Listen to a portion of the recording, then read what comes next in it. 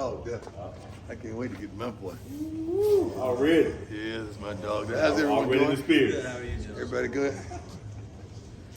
Great game. Week ago versus Alcorn, they came prepared, ready to play. We overcame adversity in a wonderful setting. You want to go eat after this? Okay. Sorry, but that's how I get down. We overcame adversity in a wonderful set. Defense was unbelievable. First in total defense in the FCS, first in pass defense, third down scoring, first downs allowed, total sacks, unbelievable. Offense guys to step it up. We've met about that. They shall improve, but I'm happy with our overall productivity of the season, but we can be better. Let's go. What's a bye week like when you don't know who your opponent's going to be? It does not faze us because one opponent we hadn't faced, but the other one we have, and that's most likely who we're not assuming. We hate to assume anything that we're more likely to play, but the game is on us, man. We play our game, we should be okay. We're our biggest opponent. We really are. We feel as though we could only beat ourselves, that no one could beat us if we're on our game. Coach, you told me after the Boombox Classic, no one in the locker room, not even anyone on the coaching staff, was looking towards the SWAC championship Right. because it wasn't set in stone yet. Right. But now that it is, and you do have this off week, what is the mentality going into it? Yes, you don't know what your opponent is. Well, but the mentality is to have a wonderful Thanksgiving and to spend time with those people who are meaningful to us, who blessed us, who we have love and respect and admiration for. Then once we get back, we'll resume our practice activities and lock in and focus. But right now, I really want those guys to be safe and sound and have and our ladies who help us on the equipment staff as well as the training staff to have a wonderful weekend. Then we'll get back to focus and business. You maintain that the goal was always 13-0. But has Well, there been the goal has been dominating. We don't call numbers. I got you. Yeah. Has there been an opportunity to stop and smell the roses at 11-0 and what No. that's meant to the school? We don't do that because we want to be dominant. I rarely talk about an O or whatever the record is. I rarely ever even state that. We want to be dominant. We want to make sure we're graduating the largest amount of percentage of players that can graduate, the percentage of players that can get opportunity to go to pro or the other professional leagues. We just really want to build men as well as women to have them go affect society. So that's what we're talking about, dominating. Coach, can you walk me through the last month for Travis Hunter? Obviously, I believe he missed 5 games with injury before coming back, and then has that coming out party on Saturday. What does he do for this team, and how have you kind of seen him progress as he's gotten more and more playing Well, time? Travis is a great player. Travis was doing these type of things that you're now seeing him do in the spring. We just was competing against ourselves. Travis had that type of game in the spring game. You've seen that. That wasn't new to us. It was new to everyone out there. So what you're seeing now is an opportunity to watch how he practices. That's the way he goes about practice.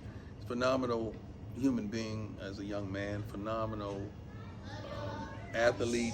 He's a phenomenal player, and the best is yet to come. Were there any points throughout the season where you didn't think he would return for his freshman Never, year? never. And then how do you kind of keep him focused on rehab and getting back to this point? Obviously, you know, young Well, guys also- Travis wants to be great. You don't have to keep a person focused that's focused. You don't have to inspire a person that's already inspired. Travis is that kind of guy. So you don't have to pep him up and build him up. Even when they called balls on him, he didn't flinch. Travis don't flinch at all. I was trying to make sure I seen that fire and that passion still in his eyes, and he didn't flinch a bit. He is who they say he is. Coach, another thing I brought up to you after that game was that y'all started 8-0 for the first time in program history, and you talked about history for a good 2 to 3 minutes after that. Well, now here you are at 11-0, making more history. The goal is to keep making history after these next 2 games. Say you get to that point, what does this historical season mean for you and this program? I have no idea until we eclipse it. You guys always tell us about history. We don't know. I'm not one to say, oh, we do this, we got history. I don't know anything about that stuff. I'm being told that by Neely or anyone on the staff, but I don't know what history is. It seems like every time we play a game, something happens tremendously, and we're happy about that. We're happy about that, especially the way the defense is playing. I'm pretty sure history is somewhere in the making and in some realm of how they're participating right now. So this is a little off football, but I got a text from my mom saying, Okay. do you want to hear something funny? I'm reading a lot of material from Coach Prime. I really like his philosophy. Wow. I wonder why I see so much about him. And I said, probably because I post about him a lot. But she's a Mormon woman from Utah.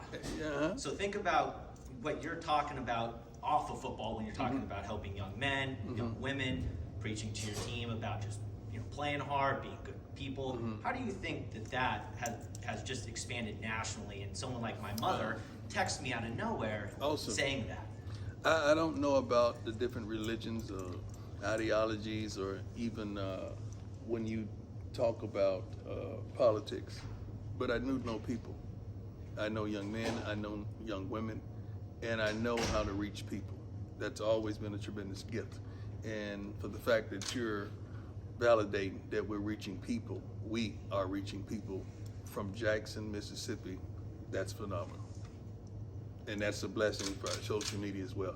We don't have those extreme budgets that we could just hit a button and it goes, but we can with social media. We're good? Do it. My man. I have one more. Yes, sir. Yes, sir.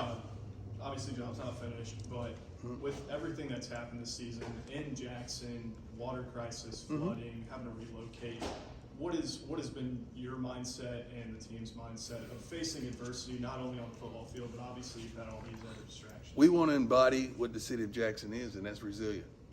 We want to continue to be resilient, focused, determined, with one particular goal at mind, is to give and deliver hope.